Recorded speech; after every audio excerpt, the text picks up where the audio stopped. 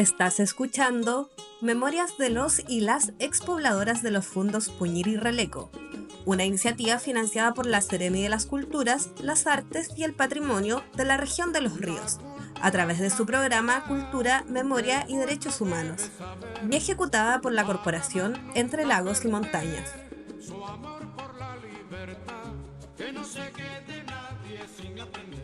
Hola a todos y todas, mi nombre es Natacha Mancilla, soy periodista e investigadora y las estaré acompañando durante los episodios de este podcast.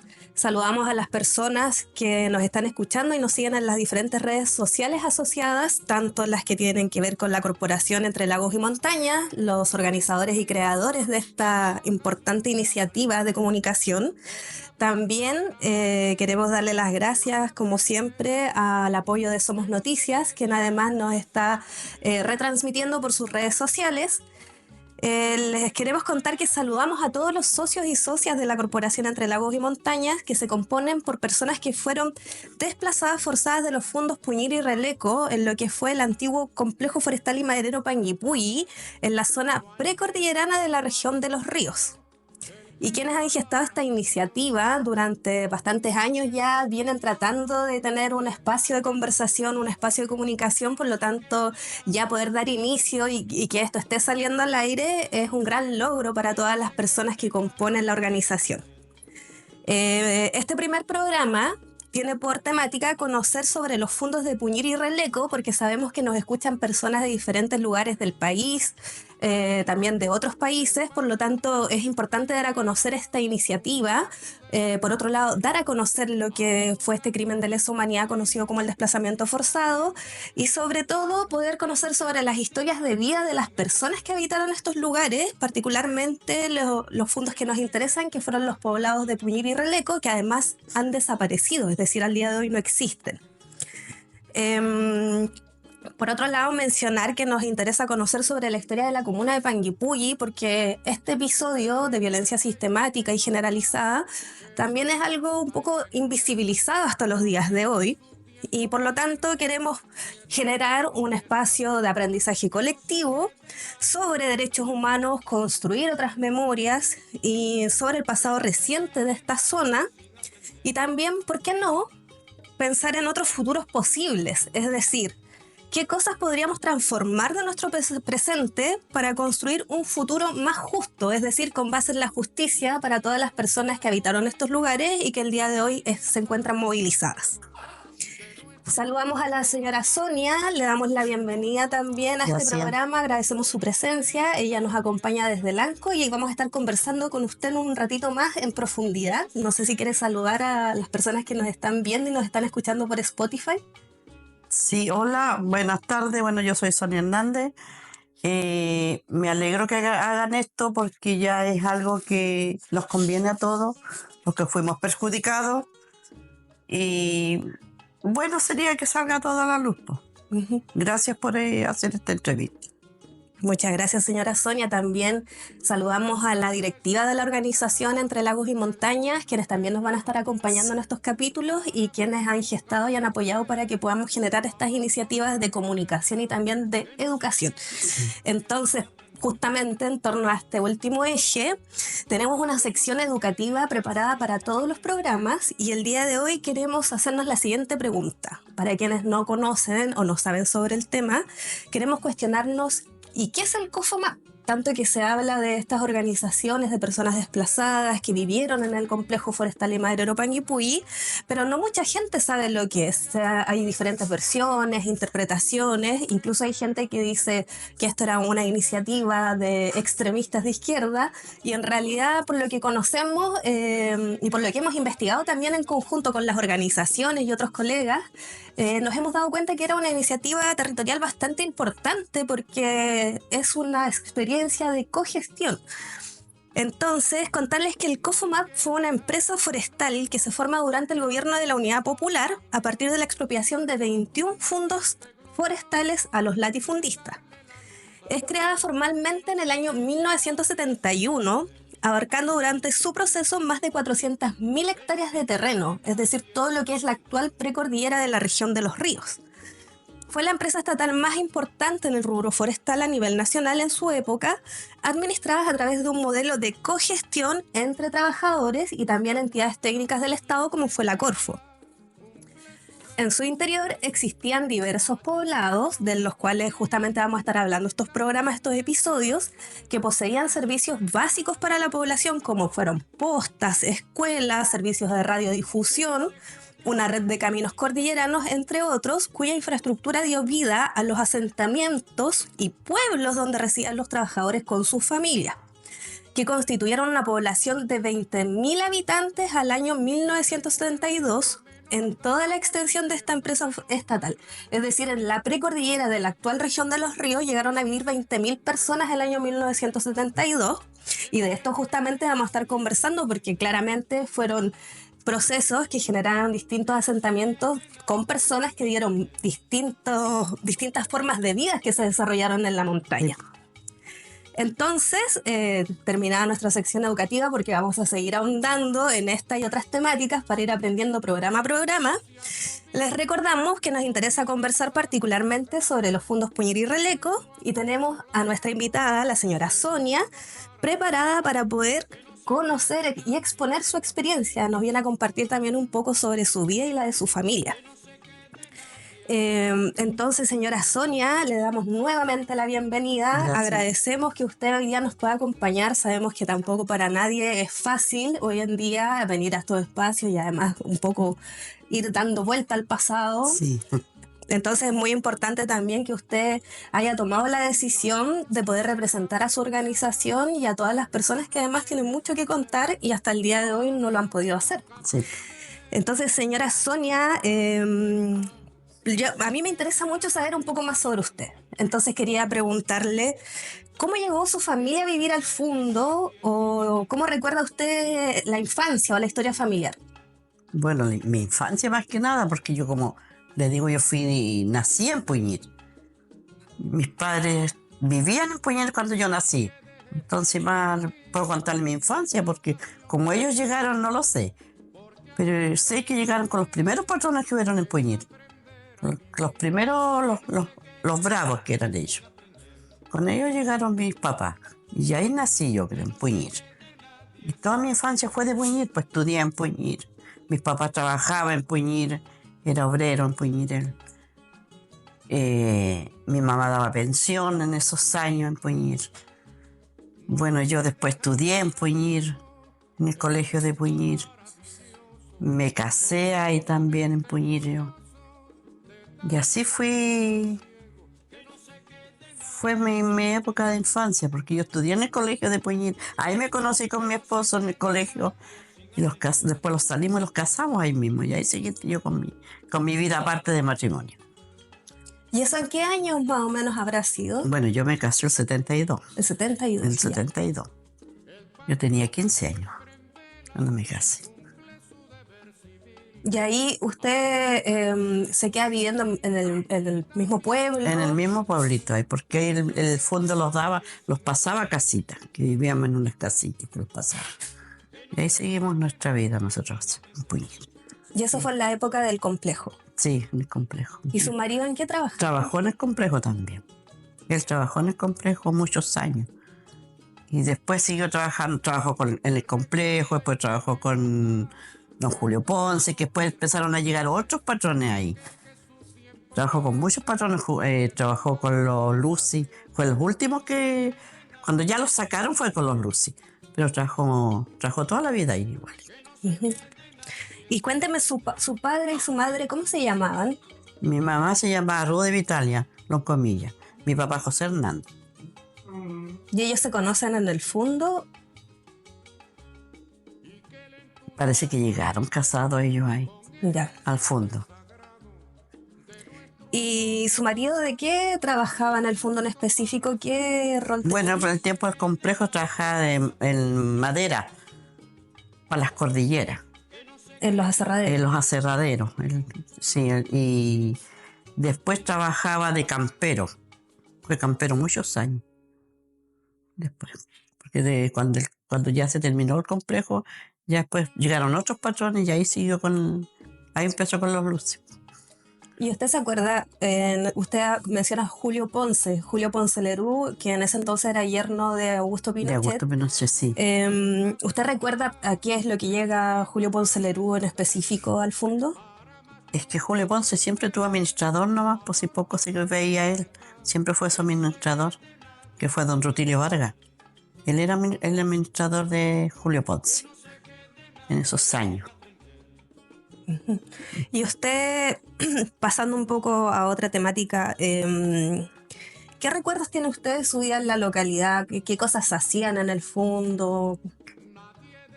En el fondo se hacían como hacer cuando nosotros éramos chicos, el patrón don Pablo Guizú era el que era del fondo y que administraba a los bravos. Y él sí hacía buenas cosas porque él todos los años, la señora Irma era la directora del colegio donde estudiábamos nosotros. Y ellos sí los daban cosas, los hacían buenas navidades en esos años. Los sacaban a paseo, me acuerdo que íbamos a Releco a paseo en un camión, porque no había otra locomoción. Íbamos todos en un camión que había a paseo a Releco. Eran las partes más que podíamos salir. Fuimos a Mehuín, me acuerdo, un año también fuimos en camión a paseo. Eso era cuando estudiábamos. Ujú. Y igual los daban la leche, me acuerdo yo, porque mi papá trabajaba en lechería. Trabajó harto tiempo en ganadería, entonces trabajó de lechero y los daban la leche. Eso lo teníamos. Y había una pulpería que le llamábamos, íbamos a buscar las cosas en bolsita, había que llevar bolsitas para ir a sacar la mercadería, porque ahí llegaba todo así en saco y ahí nos iban entregando cosas a nosotros en bolsitas. Eso fue en la época de los patrones, En la época de los patrones. previo al complejo forestal y madera. Claro. ¿Y ahí Sí. cómo se compraba en la pulpería antes del complejo? Eso se pasaba una lista a la oficina y se la descontaban al dueño casa. Ya, La dueña casa llevaba la pura lista nomás y por esa lista uno le entregaban las cosas. Y a ellos se las descontaban de su sueldo. Ya, y eso, por ejemplo, ¿qué cosas se acuerda usted que llegaban a la pulpería? Llegaba todo, pues llegaba la manteca, llevaba la grasa, la arveja, el fideo, el arroz. Todo era suelto. Todo era suelto antes, no era envasar las cosas. Para el azúcar, para todo había que llevar bolsita.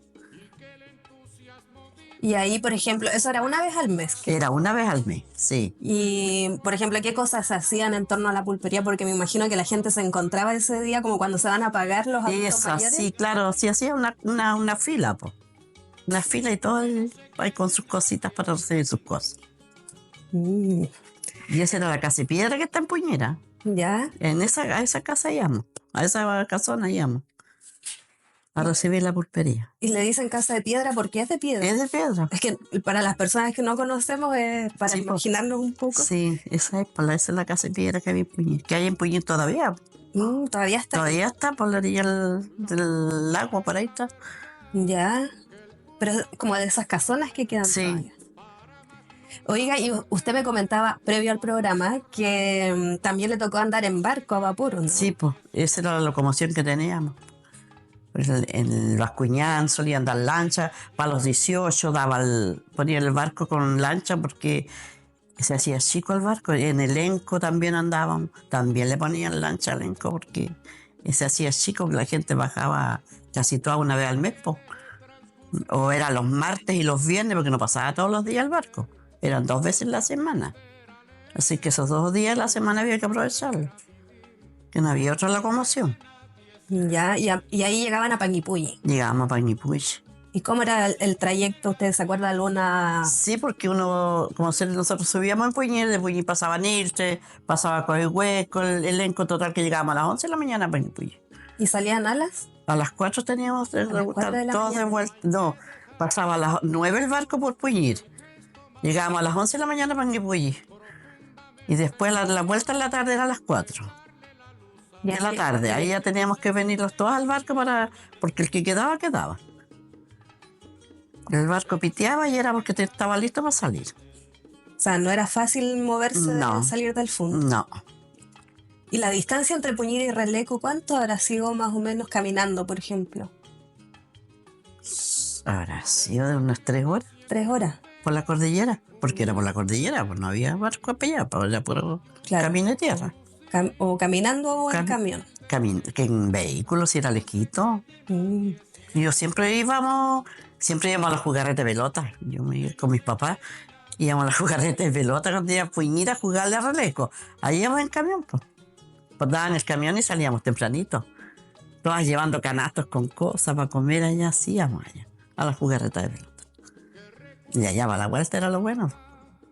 Porque habían algunos que se le pasaban las copas y llegábamos la noche a la casa. Y era un revueltijo arriba ese camión, que el camión le ponía una baranda a los lados. Menos mal, imagínense. Pero era divertido, era linda esa época. ¿Y ustedes iban cuántas veces al mes para allá? ¿O venía también la gente De allá igual venía la gente a jugar. Era lo mismo. Y era como algo, venían como cada cierto tiempo, todos los fines de O semana. sea, como los domingos, pues sobre todo los domingos. Ah, y ese era el panorama. Ese era un panorama ya, pues, de salir a jugar. Si no, se iba a Quechumalá, se iba a todas esas partes. Ya que Chumalal cruzaban El barco lo llevaba. ¿En cuál? En el Bascuñán. En el Bascuñán. En el Que el Bascuñán era del fondo. Él era del fondo. Ya. Él era del fondo. O sea, igual tenían un sistema social bien activo. Sí, pues se iba a Toledo también, que Toledo también. Ahí era cerquita. También se iba a jugar a Toledo.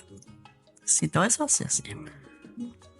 Mira, qué interesante poder imaginarse también la vida en los fondos, porque una pasa hoy en día por ahí y no hay nada, pareciera que nunca existió todo esto, entonces nosotros muy vivíamos a la orillita del lago, imagínense. Claro, con vista al lago en la casa. Con vista al lago, los chicos salían a jugar iban a bañarse en un ratito y volvían. Claro. Sí, fue lindo vivir allá. Me imagino. Sí. Oiga, pasando ya al tema más complejo, por decirlo de alguna manera, ¿y para usted qué significa o cómo recuerda la salida del Poblado? Usted me decía que fueron una de las últimas familias en salir. Fue fuerte para nosotros, porque imagínese, nosotros mismos que nunca habíamos salido de Muñir, fuimos nacidos, criados ahí, era la primera vez que salíamos. Y de repente nos dijeron, ya ustedes están en su casa porque se van nosotros lo sacaron como el 8 de enero. Y pasamos Navidad y toda esa vez con la casa toda desarmada, en una sola piececita que teníamos. Desarmamos todo y tuvimos que esperar esa fecha para poderlo venir acá. Nosotros no sabíamos dónde íbamos a ir a quedar, porque no conocíamos a dónde los iban a ir a dejar, po. Y de repente llegaron el camión y carguen sus cosas porque se van. Así dijeron.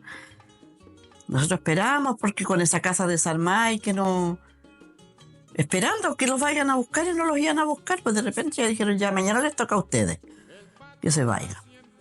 Así que al otro día desarmando tempranito el rastito de casita que los quedaba y con todas las cosas amontonadas afuera, teníamos una sola piececita para estar todo y una piececita donde yo le ponía las camitas a los chicos para que duerman. Y eran 7, pues imagínense. 7 hijos. 7 hijos tenía yo y ahí hacía dormir toda amontonadita en una piececita. Y teníamos un pedacito para estar mientras. Entonces a ustedes les avisan cercano a Navidad y posteriormente la salida del fondo efectiva es el 8 de enero del año 1990. Pasamos la Navidad ya de nuevo con esas casas así de salvar. No le digo en una sola piececita. Uh-huh.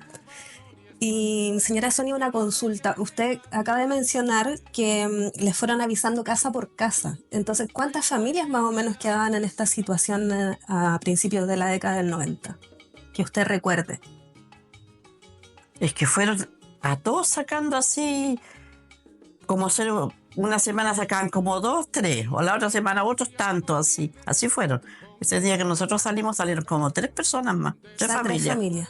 Porque claro, y los daban 2 camiones nomás, el camión de unas pocas cosas y el otro camión con la madera que uno alcanzaba a cargar. ¿Y nada más? ¿Quién pone esos camiones? ¿La familia Luxi? Los Luxi. Porque ustedes son desalojados por la familia Luxi. Sí, los Luxi pusieron esos camiones. Claro, porque estamos hablando de que había terminado en cierta medida la dictadura, los fondos tenían nuevos propietarios y a ustedes finalmente los desalojan forzadamente la familia Luxi. ¿Y ustedes dónde llegan después de eso? ¿Dónde los van a dejar? Nosotros llegamos a Melesquén, pues. Ella en Melesquén era una pampa, era un gualbe, Ahí fue lo triste cuando llegamos, porque nosotros llegamos ese día como a las 2:30 del día allá a Melesquén, sin conocer, sin saber dónde estábamos. Porque entramos por un camino de un caballero que le vendió a los Lucy. Y pues entramos por ese camino, ni siquiera teníamos calle. Entramos por el camino, por el patio de ese caballero que los vendió. Ya ahí los llegaron a dejar, los dijeron ya aquí se quedan ustedes. Y los vinieron a dejar nosotros primero, después conozcan la madera y listo. Y ahí arreglársela solo. Ni siquiera teníamos techo porque las casas eran de tejuela. No llevábamos techo, no llevábamos nada. Y poca madera porque las casas muy viejas se hicieron pedazos. Así que la primera noche que llegamos allá, dormimos a la intemperie. Dormimos así. Gracias a Dios que nos tocó una noche buena.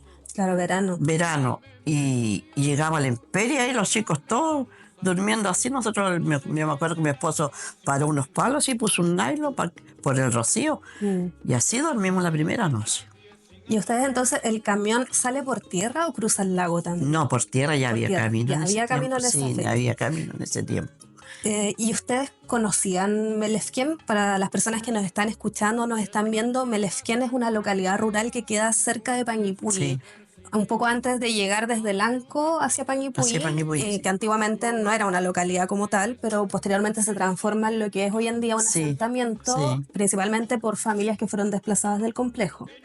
Entonces, ¿ustedes habían ido alguna vez para ese sector? No conocían. No conocíamos nosotros. Claro. No conocíamos, imagínense, ahí llegamos, no había agua, no había baño, no había nada. Nosotros llegamos a tomar un agua que había de los caballos, que el caballero que le vendió tenía una caballeriza y tenía unas llaves, unos canocones donde le daba agua a sus caballos. De esa agua tomaban, agua de los caballos, que incluso los chicos se enfermaron porque no era agua potable, agua limpia. No había baño, no había nada. Y más encima los maridos sin trabajo en ese tiempo, pues. No tenían trabajo. Claro, y se encuentran con otras familias que también habían... Que también estaban ahí y todos estábamos en las mismas. Todos estábamos en las mismas. ¿Y usted se acuerda, por ejemplo, si es que en algún momento hicieron algún tipo de... se organizaron para ayudarse en esas condiciones? Porque no eran solamente ustedes, eran muchas familias. Eran muchas familias, ¿no? Y más encima cuando llegamos allá nosotros, las familias que vivían en Melesquén los discriminaban a nosotros. Los discriminaron mucho de primera. Que vienen llegando familias que... No sé si lo puedo decir o no. Dígalo, no hay problema. Que éramos ladrones, que los sacaban montones de falta. Y nadie los apoyaba. Si nos arreglamos con lo que teníamos.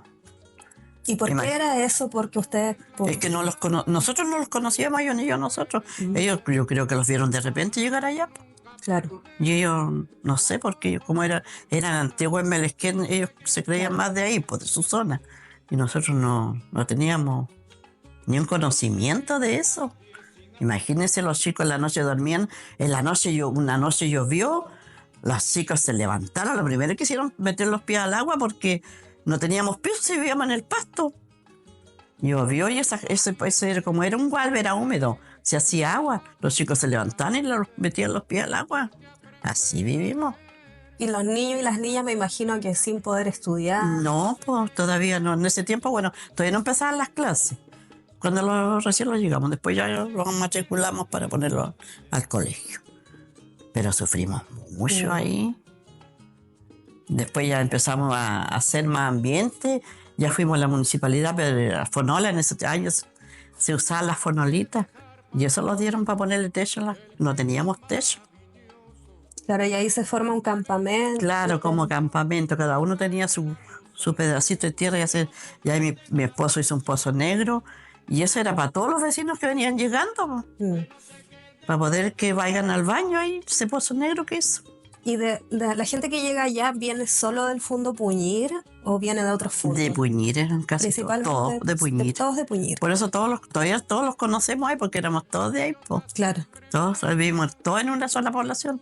¿Y usted se va en qué época de Melesquén? Porque ahora usted está viviendo en otro sector de acá de la zona, ¿cierto?